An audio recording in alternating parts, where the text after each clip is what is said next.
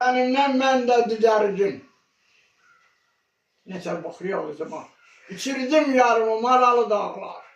Çizdim miskin duman səndə qaydadı. Alışan çıraqlı qaralı dağlar.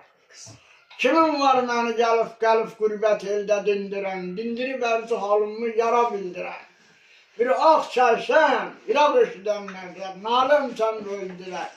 Gen dünya başıma dar oldu dağlar, aləmə gen dünya mənə dar oldu dağlar.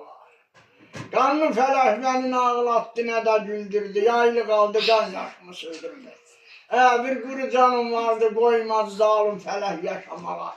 Onu da öldürdü, qan yerine qan ala dərmiş, gəlindən qullar həli dərmiş.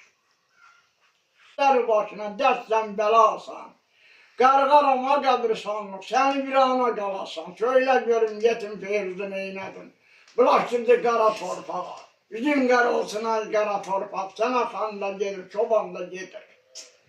Bu da sən yardıcarın.